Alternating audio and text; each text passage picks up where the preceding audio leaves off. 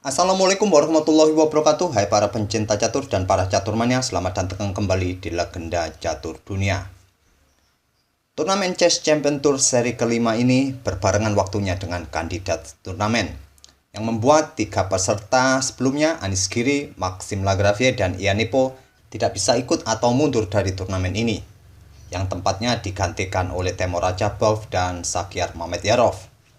Tadi malam sudah dimulai seri kelima ini kawan, dengan match day pertamanya di babak penyisian. Di babak penyisian hari pertama, kedua, dan ketiga, setiap pemain memainkan 5 game rapid 10 menit plus 10 detik increment. Dan untuk sementara, berikut inilah hasil klasemen di babak penyisian match day pertama tadi malam. Nantinya kawan, hanya 8 pemain teratas lah yang lolos ke babak selanjutnya di babak knockout. Dan untuk game pertama yang admin ulas ini adalah game atau partai dari Wesley So versus Jan-Christophe Duda. Wesley So mengawali hari pertamanya dengan permainan yang kurang maksimal. 5 kali bermain, 2 kali menang, dan sisanya 3 kali kalah. Apalagi kawan, di game ini saat melawan Jan-Christophe Duda ini, permainannya terlihat kacau. Padahal di awal-awal pembukaan cukup bagus permainan Wesley So. Kita langsung saja ke atas papan, bagaimanakah permainan buruk dari Wesley So di game ini. Wesley So memegang putih mengawali permainan dengan pion D4, dibalas dengan kuda F6, kuda F3, pion E6 lanjut Christophe Duda, sekarang gajah F4. Pembukaan ini bukanlah pembukaan London System kawan. London System didahului dengan melangkahkan pion D5 terlebih dahulu sebelum memainkan pion E6. Di sini kita dapati Christophe Duda melanjutkan dengan pion C5, dan pembukaan seperti ini bisa disebut dengan Queen's Pawn Game atau permainan pion menteri. Pion E3 lanjut Wesley So, menteri hitam ke B6 mengincar pion B2, kuda putih berkembang ke C3. Bisa saja kawan, di posisi ini menteri hitam melanjutkan langkah pukul pion B2. Tapi langkah ini bukanlah langkah yang bagus bagi hitam kawan. Ini akan memberikan kesempatan bagi kuda putih lompat ke B5, bersiap memberikan ancaman skak garbuan bagi petengnya. Jika di backup oleh kuda di peta A6, selanjutnya putih akan melanjutkan pion A3. Mungkin di beberapa langkah berikutnya akan menjebak menteri hitam ini. Jadi sebetulnya pada posisi seperti ini, langkah terbaik hitam adalah memainkan pion A6 untuk mengontrol peta B5.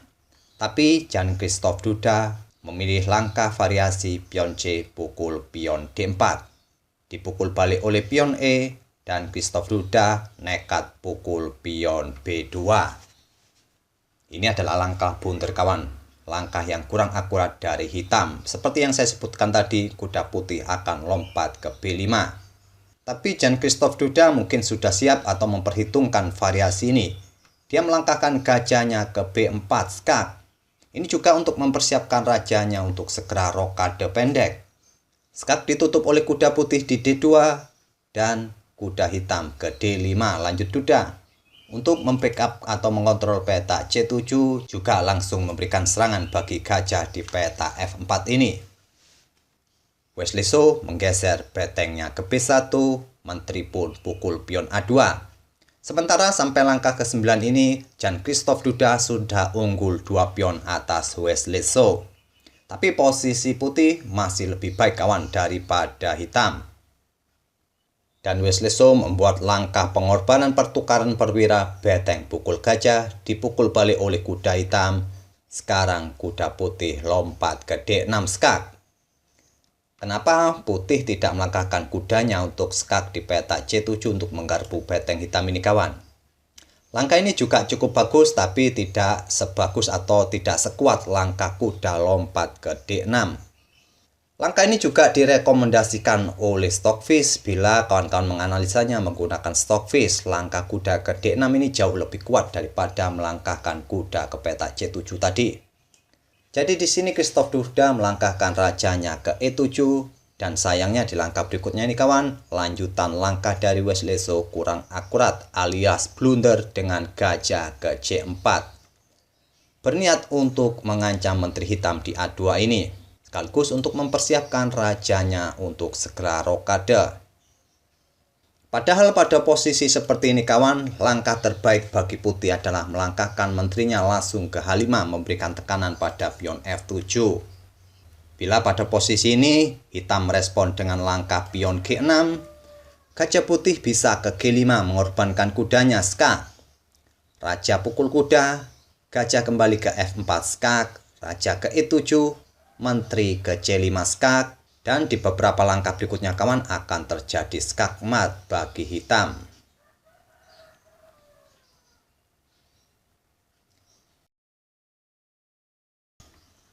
Inilah kawan yang akan terjadi apabila tadi menteri putih melangkah terlebih dahulu ke petak H4. Tapi tentu variasi ini tetap bisa dicegah oleh hitam. Tapi dengan menempatkan posisi menterinya tadi kawan di peta H5 ini akan memberikan kesempatan tempo menyerang bagi putih. Atau pada posisi ini juga apabila putih terlebih dahulu melakukan skak di peta A1 dengan menterinya, raja bisa bergeser ke E2 dan putih masih tetap bisa mengincar pion F7 dengan menterinya. Mungkin langkah terbaik di langkah berikutnya bagi hitam adalah melangkahkan kuda ke C6. Nantinya akan memberikan ruang pelarian bagi rajanya bergeser ke peta atau ke sayap menteri. Bila putih melanjutkan menteri pukul pion F7 skak, raja bergerak ke D8, selanjutnya mungkin akan meneruskan langkahnya bersembunyi di antara gajah dan beteng ini. Menteri putih pun bisa pukul pion G7 dan coba lihat kawan, beteng ini sudah tidak bisa lari lagi. Jadi di langkah berikutnya hitam akan kehilangan betengnya. Tapi sayangnya variasi ini tidak ditemukan oleh Wesley So kawan pada posisi seperti ini tadi. Dia melangkahkan gajah ke C4 mengancam menteri.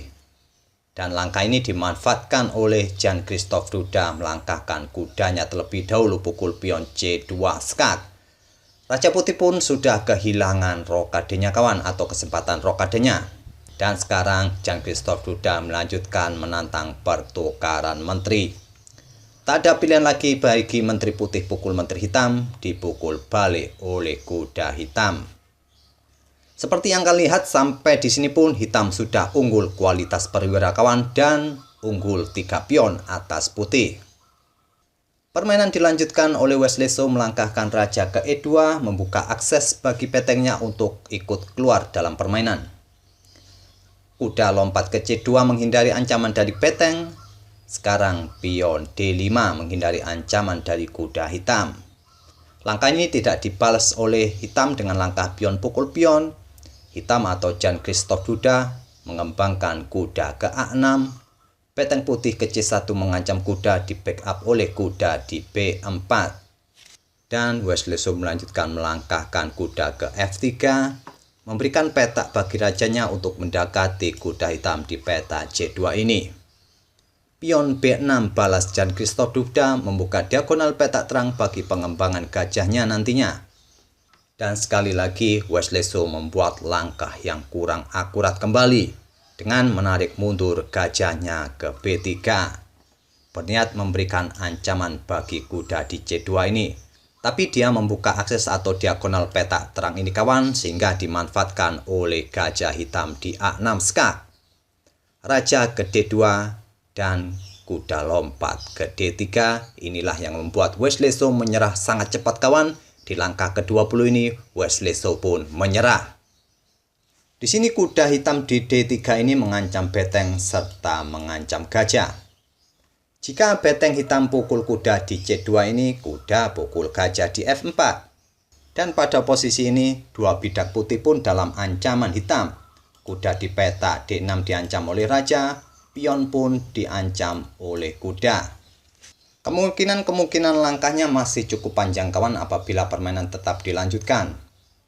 Tapi dengan kalah kualitas perwira ataupun kalah jumlah pion kawan sudah tidak mungkin lagi bagi Wesley So dapat mengimbangi permainan Jan Christoph Duda di langkah-langkah berikutnya. Oleh karena itu pada langkah ke-20 tadi saat Jan Christoph Duda melangkahkan kudanya ke D3 ini, Wesley So pun menyerah. Inilah kawan partai tercepat di matchday pertama di babak penyisian Chess Champion Tour seri kelima ini.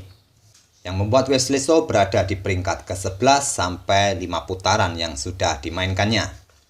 Sementara debutan Rames Babu Pragnananda kawan, permainan cukup bagus tadi malam. Dari 5 kali permainan, 1 kali kalah, 2 kali menang, dan 2 kali remis. Menempatkan posisinya di posisi keempat di bawah Magnus Carlsen. Sementara Magnus Carlsen sendiri dari 5 kali bermain tadi malam, 2 kali menang, dan sisanya 3 kali remis, menempatkan dia posisinya berada di belakang atau di bawah Alireza Firosa yang bermain cukup bagus. Itulah kawan permainan antara Wesley So versus Jan-Christoph Duda. Semoga permainan kedua pemain tadi bisa menghiburkan kawan di waktu mengabuburit ini. Kita akan bertemu di video-video berikutnya. Terima kasih. Wassalamualaikum warahmatullahi wabarakatuh.